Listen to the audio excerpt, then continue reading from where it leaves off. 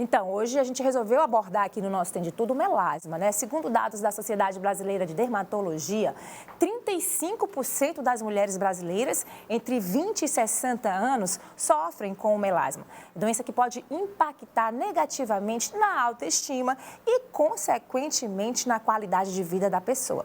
Então, para a gente entender um pouquinho mais sobre esse problema, a gente vai conversar a partir de agora com a dermatologista, a doutora Amanda Rocha. Tudo bom, doutora Amanda? Oi, tudo bom? Bom dia, Shirley. Bom dia, seja bem-vinda aqui ao nosso Tem de Tudo. O índice é relativamente alto, né? 35% das mulheres nessa faixa etária que a gente citou, de 20 a 60 anos, sofrem com melasma. Mas não são só as mulheres não, viu, gente? A doença também pode atingir, né, os homens. E eu começo pedindo para a senhora explicar, doutora, o que é o melasma? Então, o melasma realmente é uma das queixas mais comuns, né, do consultório de dermatologia.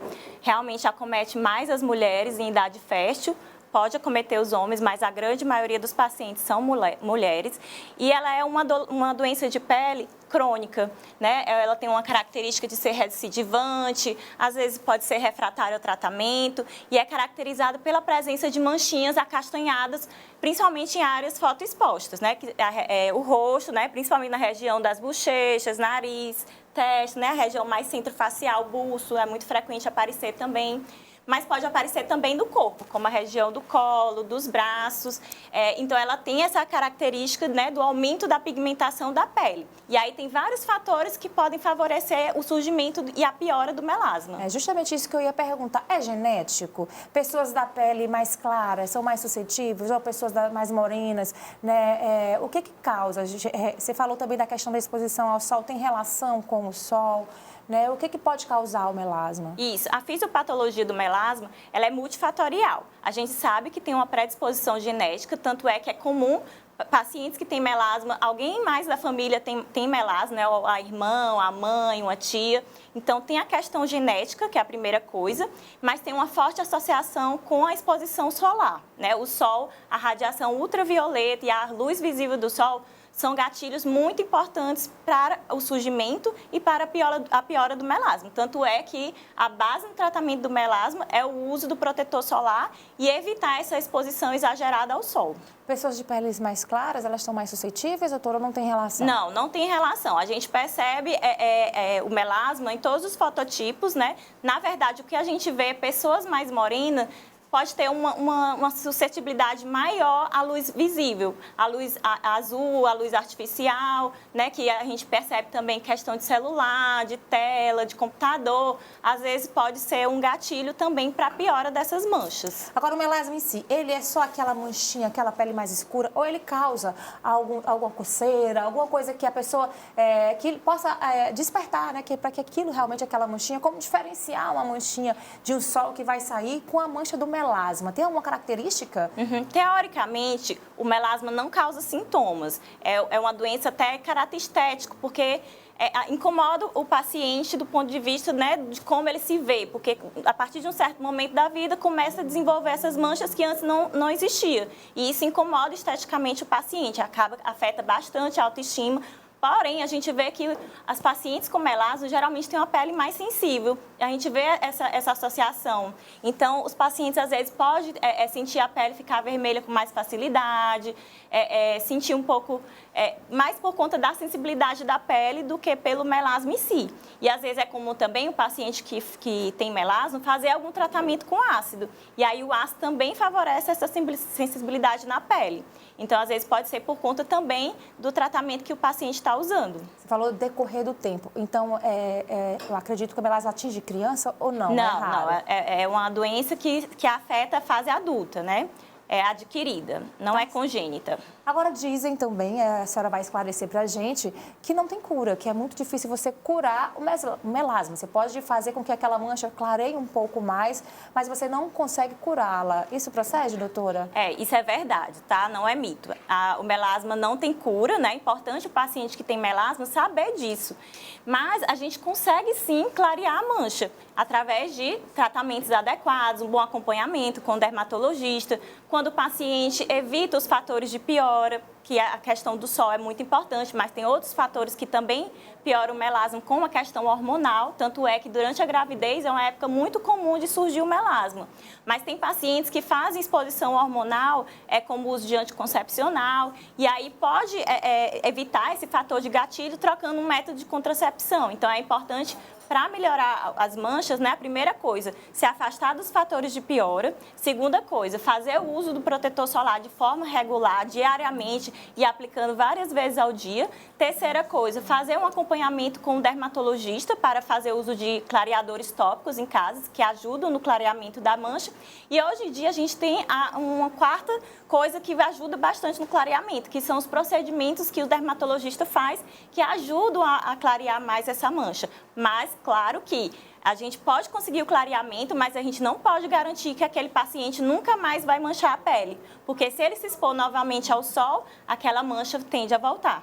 A gente consegue evitar o melasma, já diante disso, a gente sabendo que tem relação com o sol, tem relação, de certa forma, com a idade, né? Que na idade fase adulta que ela se manifesta. Eu consigo evitar que eu tenha o melasma? Então, a gente sabe que o uso do protetor solar ajuda a prevenir o melasma, mas ele não é uma garantia que, eu vou usar o protetor solar, tô garantida que não vou desenvolver. Infelizmente não é assim, porque tem os outros fatores, tem a questão genética, tem a questão hormonal, que aí são fatores que às vezes a gente não consegue modificar. Para diagnosticar é fácil? É só através de um exame visual? Isso, é através do exame clínico com o dermatologista, o diagnóstico é clínico. Tá certo, doutora. Então fica a dica aí, mas não quer dizer que toda mancha que você tenha, né, é o melasma. Então, se por acaso surgirem essas manchas, você procura um profissional. Outra coisa que eu tenho dúvida em relação, por exemplo, está ligada à questão da exposição ao sol. Nesse período a gente sofre muito com incidência solar, né? Mas nesse período está um pouco nublado. Aí tem gente que pensa, nesse climinha eu não preciso usar o protetor solar. O uso do protetor tem que ser frequente, doutora? Sim, tem que ser frequente. Inclusive, nos dias de chuva, tempos nublados, a gente tem que utilizar o protetor solar porque a radiação ultravioleta continua chegando na Terra. Então, a gente precisa se proteger mesmo nesses dias. Então, dá para aquela pessoa que está aqui acompanhando e, poxa, mas eu tenho melasma, o meu está forte, eu não vou conseguir me livrar. Você consegue tratá-lo e melhorar a aparência, né, doutora? Isso, conseguimos sim, com certeza. Tá bom, doutora Amanda. Muito obrigada pela sua participação aqui no nosso Tem de Tudo, tá certo? Tá ótimo. É um problema que, como a gente falou, é bem mais comum do que se pensa, né? 35%, eu achei um número elevadíssimo. Mas, assim, e nos homens, como é que fica? Só pra gente finalizar, porque a gente tá falando muito no caso das mulheres, mas também acontece, eu conheço pessoas que têm melasma, Sim. né? Masculino também. Inclusive, antes de eu entrar aqui na entrevista, um profissional daqui me abordou dizendo que tinha melasma, né? E realmente acontece, eu tenho pacientes também do sexo masculino e isso afeta também a autoestima deles, né? Não é só a mulher.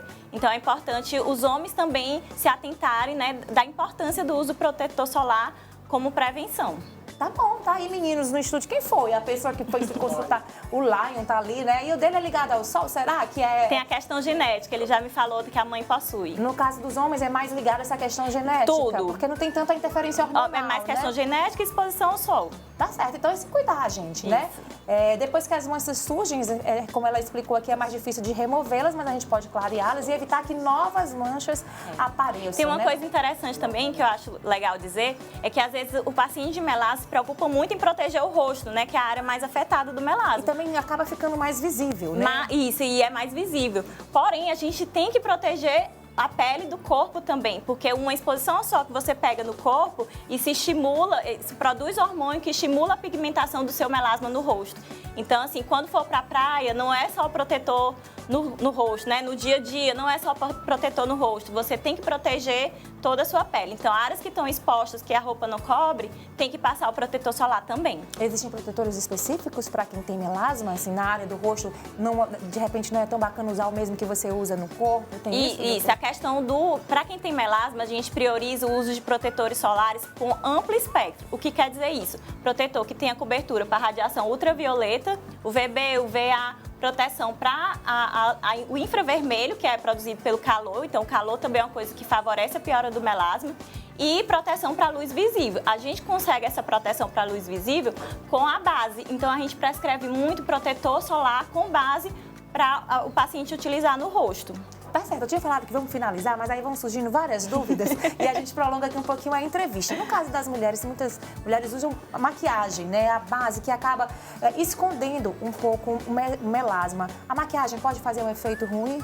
Não, de jeito nenhum. Inclusive, é um mito muito comum as pessoas acharem que a maquiagem pode piorar ou favorecer o surgimento do melasma.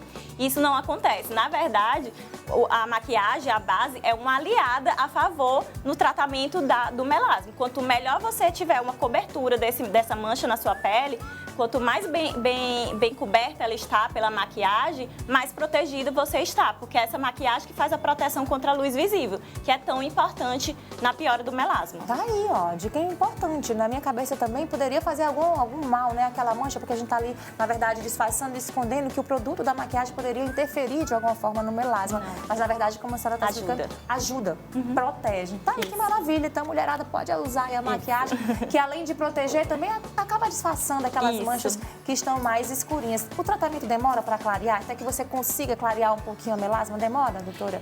Isso vai variar de paciente para paciente, é uma coisa muito individual. Vai depender do estilo de vida do paciente, se ele tem exposição ao sol no dia a dia, se não tem, se ele tem boa tolerabilidade ao tratamento tópico que é prescrito. Então, depende de vários fatores. Às vezes, a gente consegue clarear num tempo rápido, com 3 meses, às vezes demora um pouco mais. Então, paciência, né? Para quem tem aí as manchinhas, para você dar um aspecto mais saudável à sua pele, de um modo geral. E a gente sabe que influencia, assim, na questão da nossa autoestima e influencia, consequentemente, também na questão da qualidade de vida. Com certeza. Doutora Amanda, adorei a nossa conversa. Foi ótimo, também adorei. Obrigada pela participação. Se alguém tiver mais dúvidas, pode entrar em contato, você pode dizer aí sua rede social. É Amanda Rocha Dermato. Então, vou, inclusive, tentar postar a entrevista para as outras pessoas que não puderam assistir, né? Certo. Poder ver. Tranquilo. Doutora Amanda, obrigada mais uma vez pela sua participação, tá bom?